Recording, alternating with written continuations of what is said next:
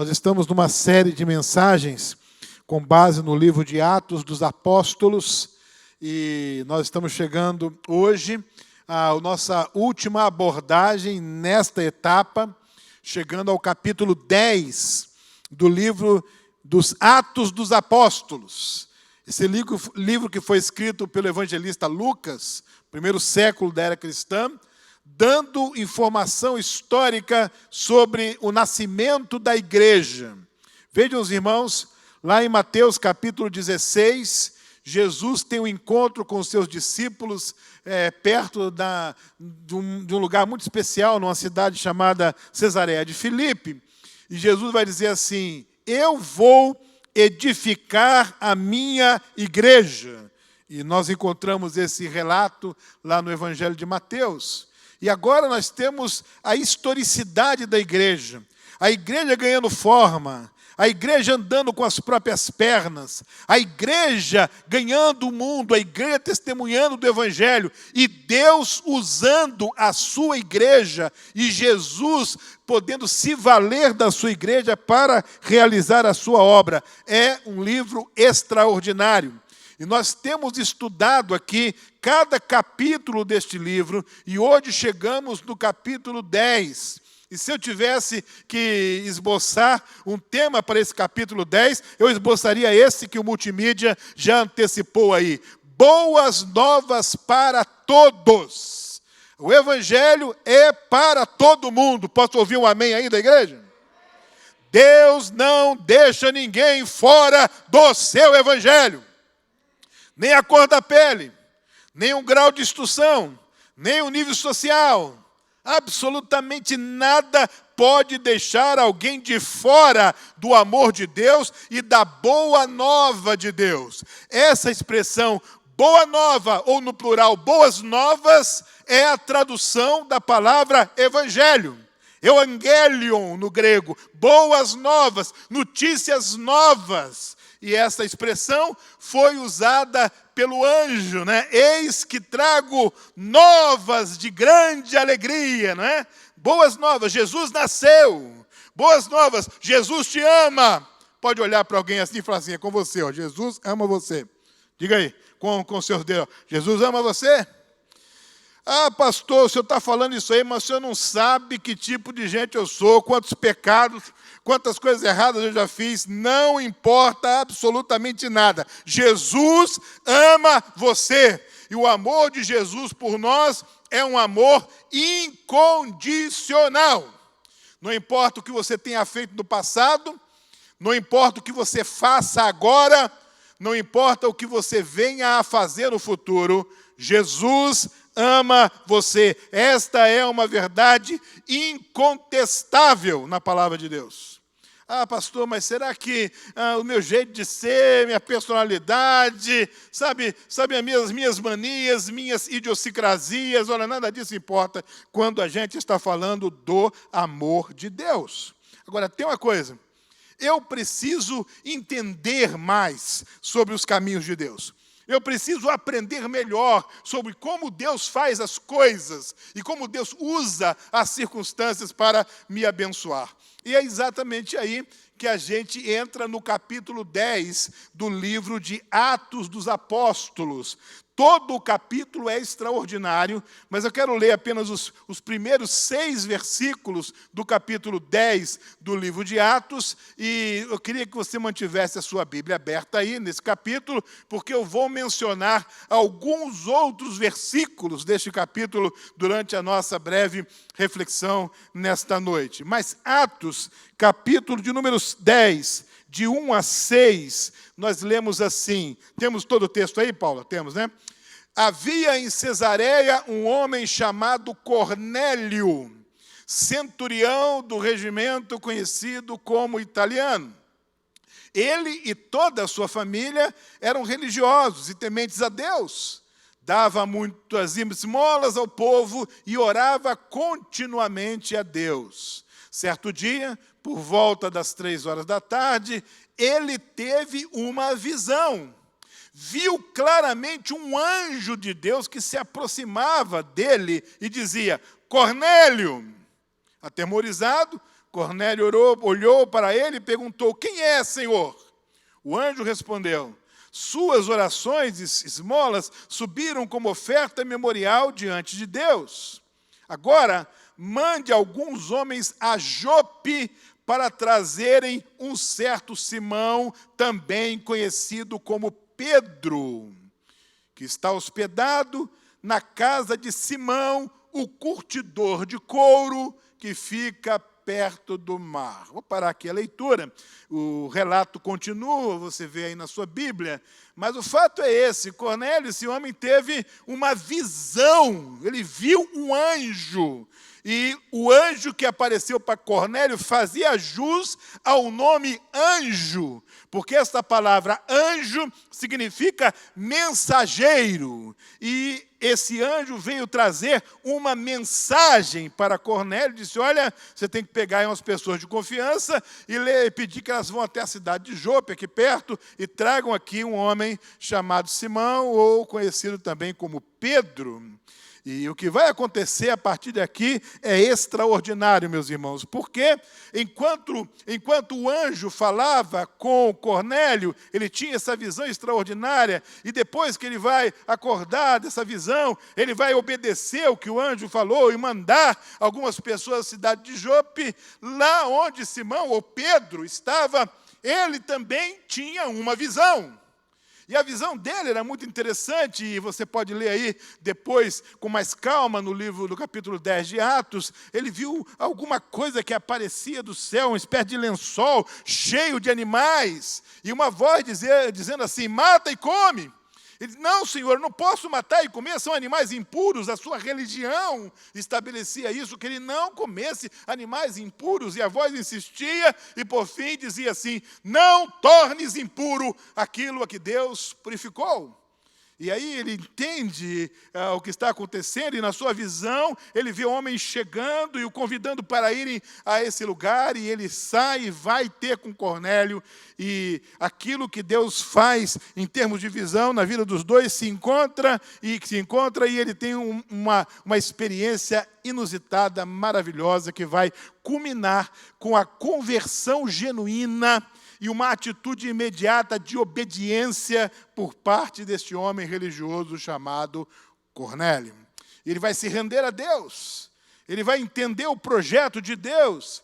E o projeto de Deus, irmãos, é muito simples. Está bem resumindo em João capítulo 3, versículo 16. Deus amou o mundo de tal maneira que deu o seu Filho único para que todo aquele que nele crê não pereça, mas tenha a vida eterna. E quando uma pessoa entende esse plano único, esse plano simples, mas profundamente importante para a nossa vida, esta pessoa nasce de novo. Nós chamamos isso de conversão. Ela recebe Jesus, a sua vida é renovada, a sua história é ressignificada, e agora esta pessoa passa a andar em novidade de vida. Resumiu o apóstolo Paulo: as coisas velhas já passaram e eis que tudo se fez novo. Quem aqui já entregou a sua vida para Jesus, já passou por isso? Diga um amém bem forte aí. Você sabe do que eu estou falando? Encontro com Cristo. Cada um teve a sua experiência diferente umas das outras, mas todos que tiveram um encontro com Cristo não têm dúvida que tiveram esse encontro. Sabem que tiveram esse encontro. Eles têm convicção: Jesus me alcançou, eu o recebi, eu abri o meu coração para Ele, Ele vive na minha vida, aleluia, louvado seja o nome do Senhor. Capítulo 10 de Atos é um relato dessa experiência na vida deste homem religioso. Meus irmãos, o texto diz, logo de entrada, que ele e a sua família eram religiosos. E além de religiosos, eles eram religiosos praticantes. Porque nós sabemos, há a pessoa que diz que é religiosa, mas ela só é de fala, de palavra. Não pratica nada. Mas há aquela pessoa que de fato pratica a sua religião, e este era o caso deste homem. Ele praticava, ele dava esmolas, ele é integrado, ele ajudava as pessoas. Não somente ele, mas toda a sua família. E sabe, talvez eu esteja falando nesta noite aqui, presencialmente, para 100% de pessoas que também têm religião. E quem sabe, quem está agora nos assistindo pela internet, também tem a religião. E aquela pessoa que vai assistir amanhã, depois, daqui a uma semana, daqui a um mês, e vai me ouvir falando assim, talvez você também tenha religião. E se você pegar um microfone e sair fazendo entrevista com um gravador, aí no shopping center, nos parques, em qualquer lugar, e se você perguntar, você tem religião? Possivelmente a maioria das pessoas vai dizer, sim, eu tenho religião. E se você perguntar, dê um exemplo de alguma coisa que você faça na sua religião, e eles vão dizer algumas coisas, eu oro, eu entrego a oferta, eu dou esmolas, eu ajudo o necessitado, eu vou a reuniões, porque essas coisas estão no paradigma chamado religião. Mas aquele homem, embora religioso, embora a palavra Deus, o tema Deus, estivesse sempre o circundando, sempre em volta dele. O fato é que ele ainda não tinha tido uma experiência pessoal com a pessoa de Jesus Cristo, uma experiência com Cristo. Ele compreendia algumas ações que deveria praticar de boas para com o seu próximo, já que ele tinha recursos que ele pudesse dar esmolas, ajudar o necessitado. Ele compreendia alguma coisa sobre oração, sobre prece, e ele falava a sua maneira com Deus. E embora arraigado no judaísmo, a expressão nesse texto, temente a Deus, é uma expressão técnica, significa aquela pessoa que está no judaísmo, mas não está mergulhado nas tradições do judaísmo. Ele já havia rompido com muito daquilo, estava numa busca, estava querendo encontrar Deus, e não apenas rituais religiosos.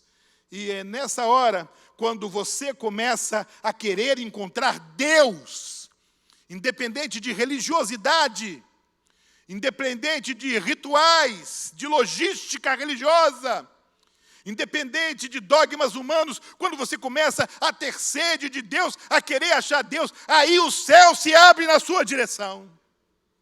E foi o que aconteceu com ele teve essa visão extraordinária, e o enredo da sua história merece, como já disse, uma leitura cuidadosa de todos os irmãos e amigos mais tarde.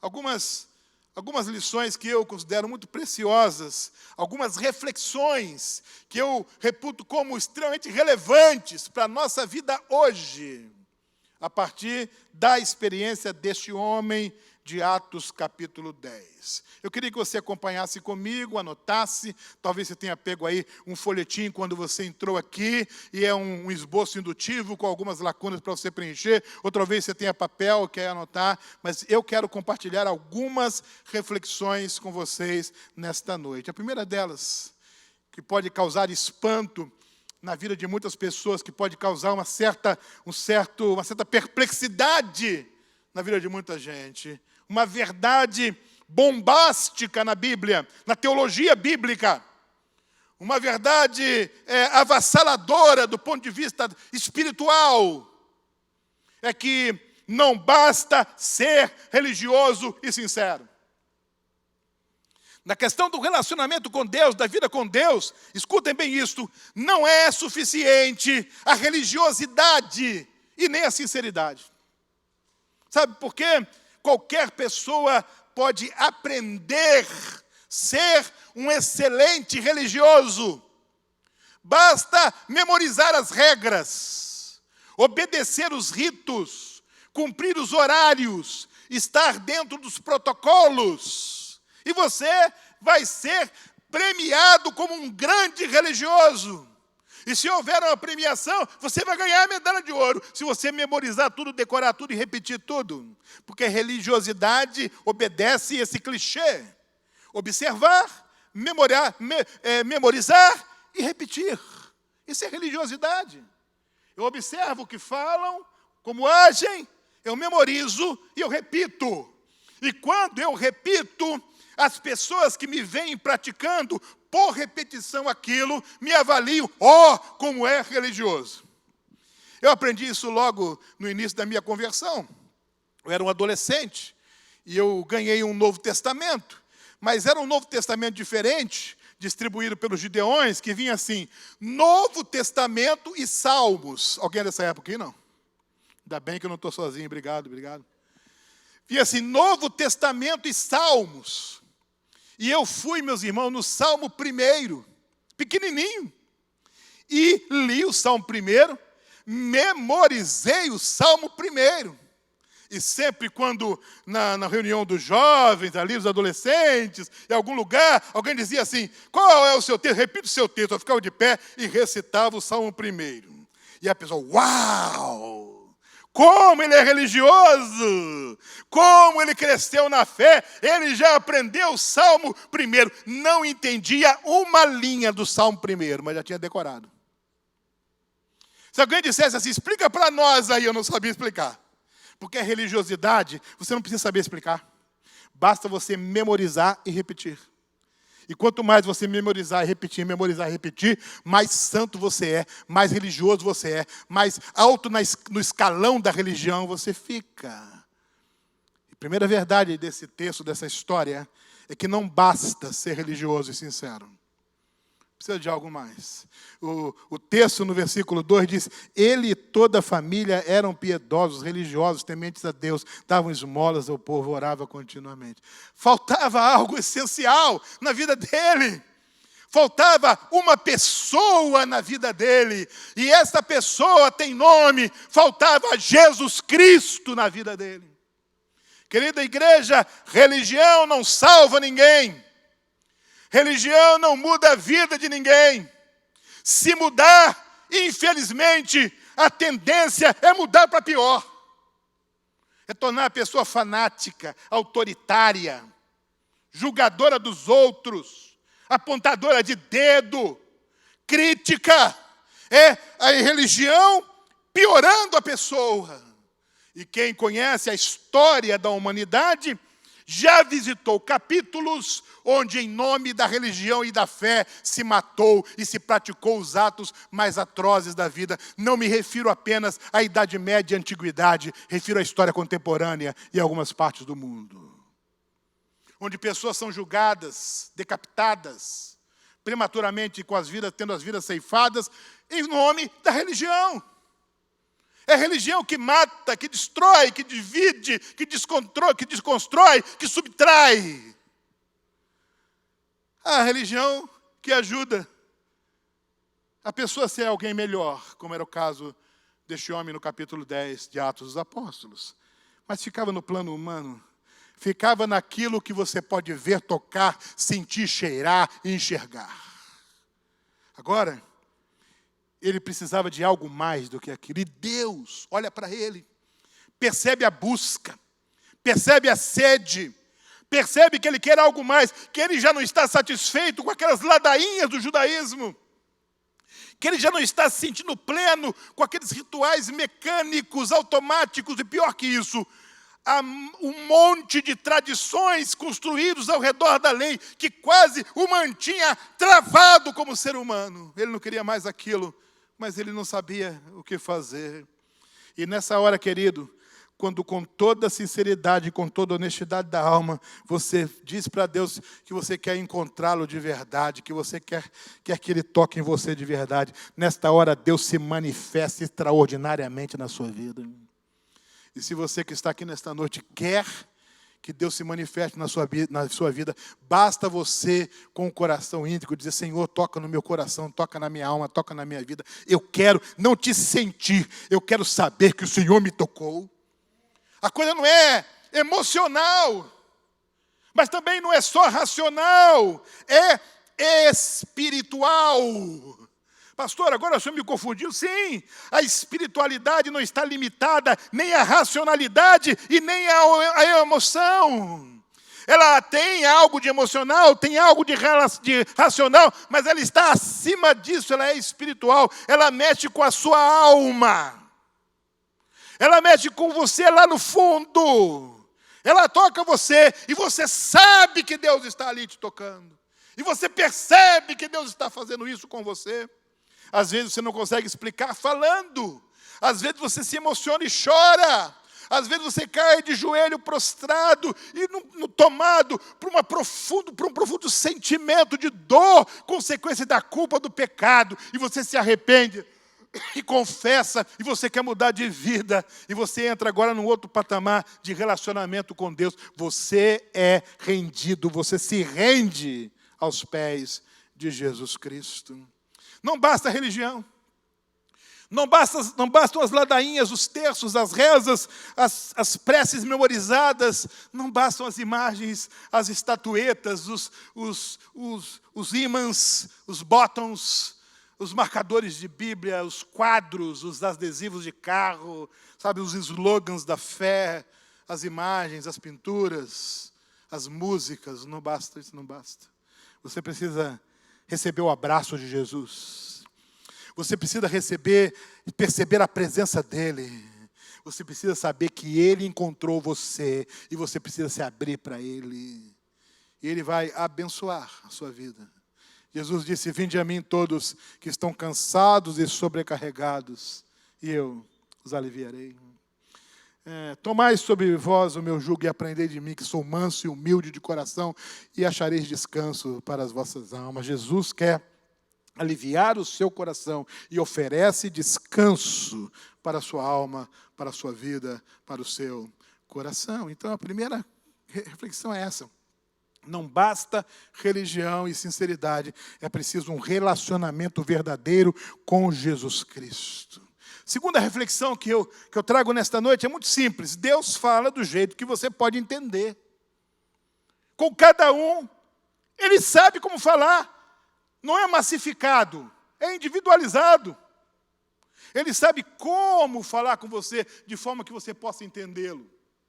E a Bíblia vai dizer que Pedro estava no terraço, enquanto a refeição estava sendo preparada, ele estava lá no terraço, e ele entra numa espécie de transe, de êxtase, e ele entra nessa profunda introspecção, e ali, numa visão, Deus o alcança, porque arraigado como Pedro estava na religiosidade, preso como ele estava nos dogmas do judaísmo, só algo extraordinário, como uma visão de Deus, poderia tocar o seu coração. Deus fala com você do jeito que você pode entender. Ele vai te alcançar na linguagem que você entenda. Não fique preocupado, não. Eu tenho que estudar teologia, você não precisa nada disso. Você só precisa confiar que Deus vai falar de um jeito que você vai entender. Deus vai fazer você perceber que é Ele ali. Não vai ficar nenhuma dúvida, Ele conhece a sua língua, Ele sabe falar com você. Ele vai olhar para você, vai tocar você, você vai sentir quem é Ele. Isso pode acontecer aqui nesta noite, ou em qualquer hora da sua vida. Mas Deus sabe como falar com você. Por isso que a nossa abordagem é falha, porque nós não sabemos como falar com as pessoas. Às vezes magoamos, às vezes entristecemos a pessoa, pisamos na bola. Mas Deus não. Deus sabe um jeito de falar com cada um de nós, onde cada um de nós percebe que é Ele que está falando, e Ele é manso e humilde de coração. Ele fala de um jeito que a gente entende. Para Pedro entender, só uma visão do céu, religioso como ele era, arraigado como ele estava, só Deus usando uma linguagem extraordinária para fazê-lo questionar dogmas da sua religião, tradições da sua fé. Um lençol cheio de animais, mata e come. Não, Senhor, a religião diz que não posso, a religião diz que não pode, mas eu mando matar e comer. Ah, Senhor, é impuro, a religião diz que é impuro, mas eu digo que é puro, e não fale que é impuro aquilo que eu disse que é puro. Uau! Mas, Senhor, ele ficou completamente absorto. Acompanhe os homens que estão aí para te levar. E não questione mais, e não reclame. Apenas obedeça. Agora você imagina o Pedrão. Pedrão não está entendendo nada. Pedrão está confuso. Muita coisa passando pela cabeça dele. Mas ele percebeu que uma certeza ele tinha. Quem falou com ele foi Deus. Ah, meus irmãos, uma vez eu participei de uma entrevista no encontro de Middles. E eles perguntaram para mim assim, como foi que Jesus chamou você? Eu falei, não sei explicar não. Eu não vou conseguir explicar para vocês. Mas eu quero dizer uma coisa, eu não tenho dúvida. Eu sei que foi Ele que falou. Sabe, as coisas do Espírito, da fé, nem sempre a nossa razão consegue elaborar o suficiente para emitir um relatório, sabe, descritivo, perfeito, não. Eu digo, Ele fez isso.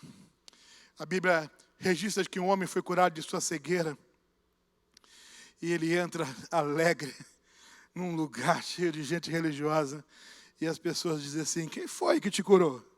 Quem foi que te curou? Ele fala assim, não sei o nome dele. Eu não sei. Eu não sei quem é ele. Só sei que ele cuspiu na terra, fez um barro, botou no meu olho, e eu era cego, e agora eu vejo. Isso que eu sei. É isso que eu sei. Eu sei que ele tem autoridade sobre as enfermidades do corpo.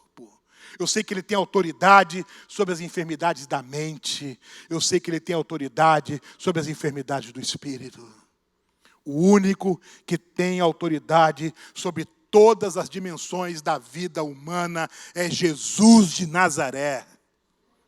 Ele liberta o seu coração, Ele liberta a sua mente e Ele liberta a sua alma, querido. Porque não adianta curar só as emoções. Você vai ser uma pessoa de emoções saradas e perdido. Não adianta curar só a sua mente. Você vai ser uma pessoa de mente saudável, perdida. Ele precisa também libertar a sua alma, porque a Bíblia diz, a alma que pecar, esta morrerá. E quando Ele cura a alma, aí sim, se Ele cura a alma, depois Ele cura a mente, e depois Ele cura o coração. Nessa noite, Deus tem cura para a sua vida. Nessa noite, Deus tem perdão para a sua vida. Deus tem salvação para a sua vida. Você só precisa se abrir para esse Jesus maravilhoso. Então, não basta ser religioso e sincero. Deus fala de um jeito que você pode entender.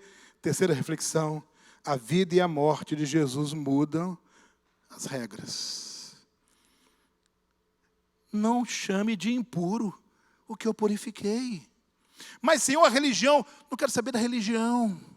Mas, Senhor, eu estou falando do judaísmo, não quero saber do judaísmo. Mas, Senhor, é uma das maiores religiões do mundo, naquela época, a maior religião do mundo, não quero saber. Mas, Senhor, Abraão, Moisés, Jacó, Davi, eu não quero saber de religião. Porque eu estou acima dela. E o meu alvo não é ter uma multidão de adeptos. O meu alvo é ganhar o mundo, é salvar as pessoas, é que todos sejam salvos, libertos, alforriados, completamente transformados. A vida e a morte de Jesus mudou tudo. Judaísmo, Pedrão, Cornélio, vocês dois aí. Judaísmo cumpriu o seu papel, ficou na história, agora não é mais judaísmo, agora é Cristo. Agora é Jesus.